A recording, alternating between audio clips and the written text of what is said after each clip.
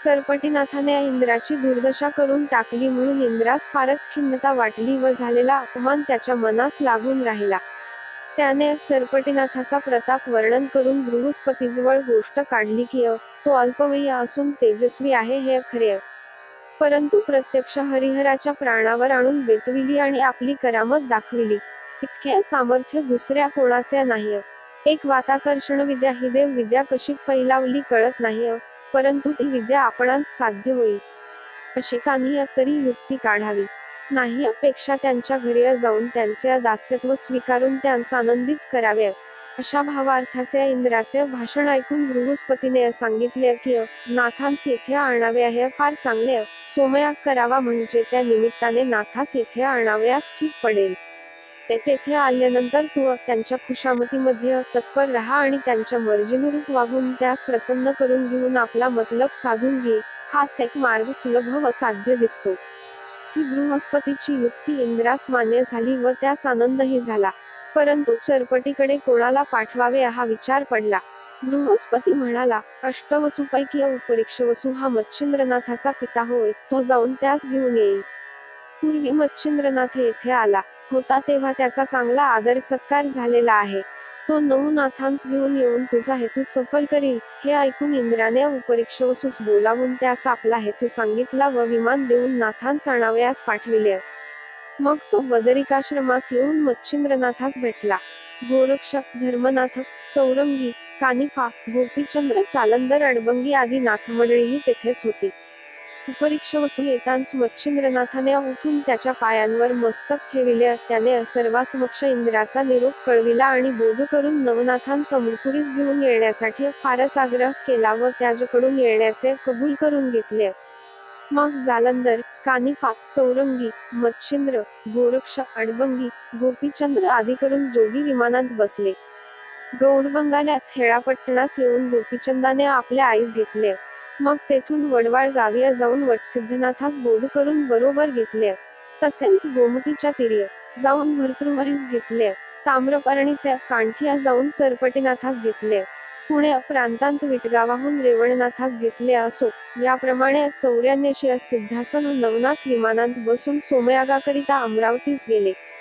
त्याचे विमान आलेले पाहिले बरोबर इंद्रनाथांस सामोरा गेला आणि नम्रपणाने बोलून त्यांच्या पाया पडला.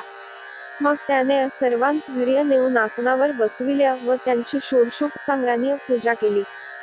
सर्व देव आनंदाने त्यांच्यापुढे उभे राहिले.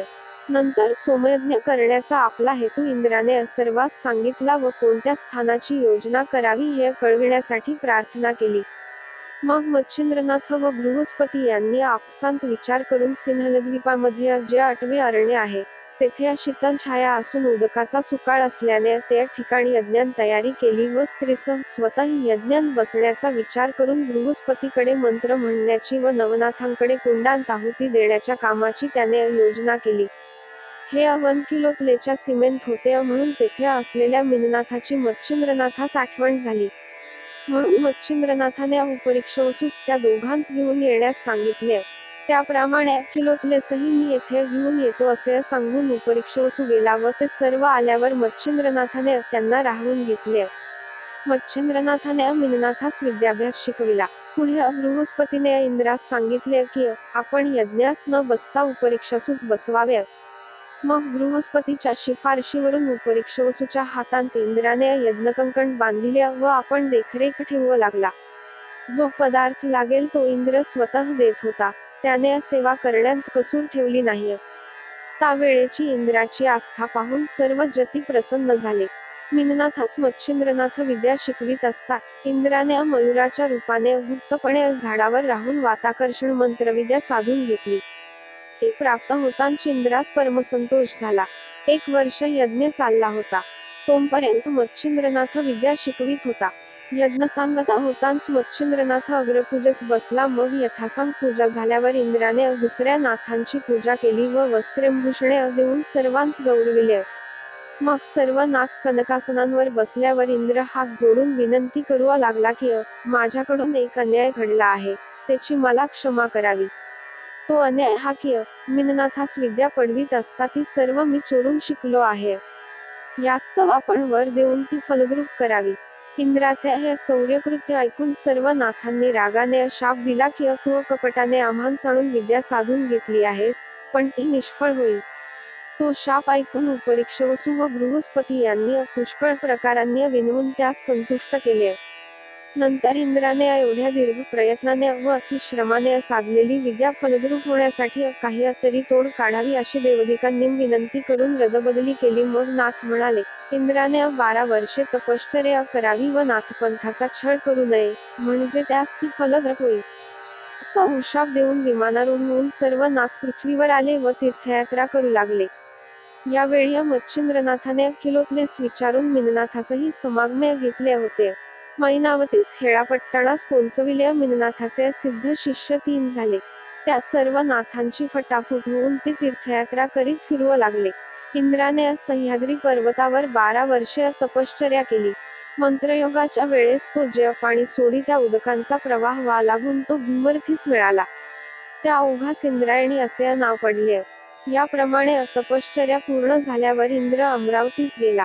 नवनाथ बहुत दिवसपर्यंत तीर्थयात्रा करीत होते. शके 1710 पर्यंत ते प्रकटरूपाने फिरत होते. नंतर गुप्त झाले. एका मठीमध्ये कानिफा राहिला. त्याच्याजवळ पण वरच्या बाजूने मच्छिंद्रनाथ ज्याच्या बायबा असे म्हणतात तो राहिला. जालंदनाथास जानपीर म्हणतात, तो गर्भगिरोवर राहिला आणि त्याच्या खालच्या बाजूस गहिनीनाथ त्यासच गैरीपीर म्हणतात. वडवाळेस नागनाथ व रेवणनाथ विटगाविया राहिला. चरपटीनाथ, चौरंगीनाथ व अडबंगीनाथ गुप्तरूपाने अद्याप तीर्थयात्रा करीत आहेत. भर्तरी, भर्तृहरी पाताळीय राहिला. मीननाथाने स्वर्गास जाऊन वास केला. गिरिनार पर्वतीय श्री दत्तात्रेयाच्या आश्रमात गोरक्षनाथ राहिला. गोपीचंद्र व धर्मनाथ हे वैकुंठास गेले. मग विष्णूने विमान पाठवून मैनावतीस वैकुंठास नेले. 84 सिद्धांपासून नाथपंथ भरभराटीस आला. आता नवनाथाने चरित्र संपले असे सांगून मालुकवी म्हणतात. गोरक्षनाथाचा या ग्रंथाविषयी असा अभिप्राय आहे की यास जो कोणी असल्या मानील किंवा त्याची निंदा करील तो विघ्नसंतोषी इहपरलोकी सुखी न राहता त्याचा निर्वश होऊन तो शेवटी नरकात पडेल. हा श्रीवनाथ भक्ती कथासागर ग्रंथ शके 1741 प्रमाथिनाम संवत्सरीय ज्येष्ठ शुद्ध प्रतिपदेस मालुकवीने श्रोत्यांस सुखरूप ठेवण्यासाठी व त्यांचे हेतू परिपूर्ण होण्यासाठी श्री दत्तात्रेयाची व नवनाथांची प्रार्थना करून संपविला. स्वस्ती. श्री नवनाथ भक्तिसार कथामृत अध्याय 40 समाप्त. हा